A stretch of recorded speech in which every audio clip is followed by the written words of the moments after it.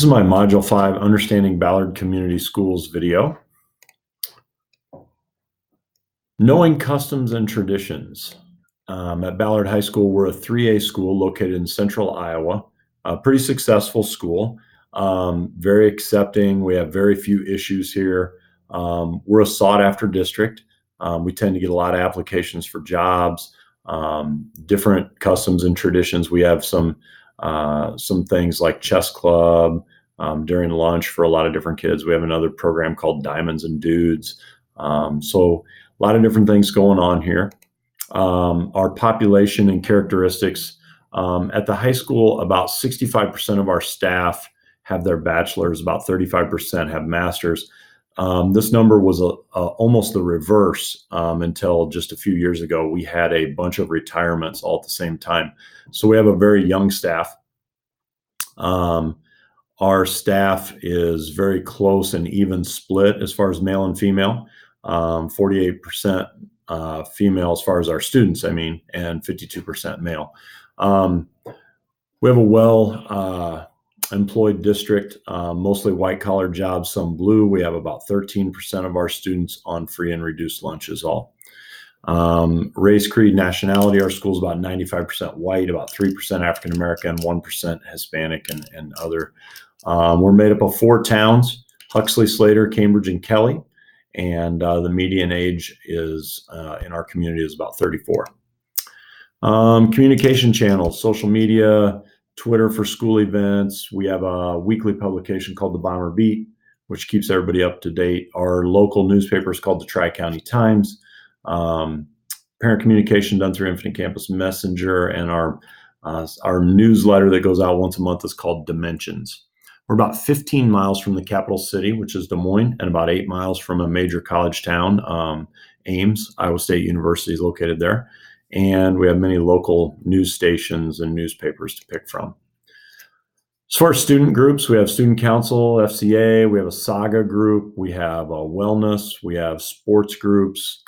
Teachers, we have our professional learning communities, we have different department heads and meetings there. We have different committees, and we have what's called a volleyball team, a staff volleyball team, although we never play volleyball. It just means we're going out socially to hang out, and everyone's invited, and it's always very fun. We have the Ballard Education Association. We have Kiwanis. We have a rec center, church groups. We have a Heroes group, which raises funds to help less fortunate people maybe do things to their homes. And we have an education foundation, which pays for a lot of stuff educationally. The Booster Club pays for a lot of things athletically, and our administrative team meets weekly as well.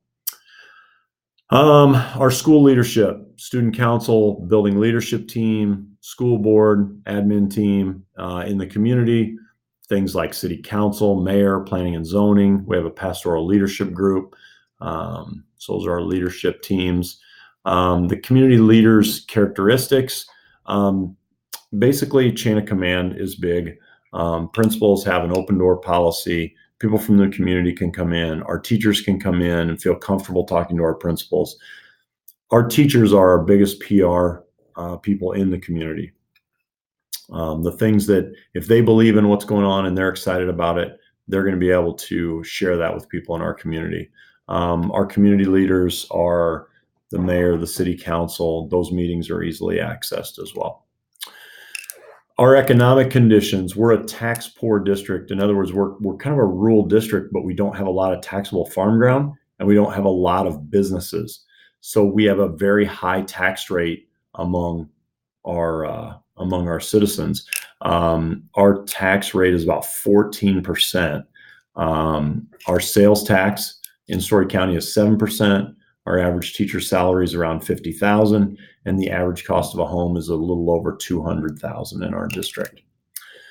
Political structure. Iowa's done a very poor job the last few years, to be honest with you. We've had zero growth, has been the average the last 2 years. But in 2020, just a few days ago, according to the Iowa legislature, we're going to get a $33 million increase in educational funds.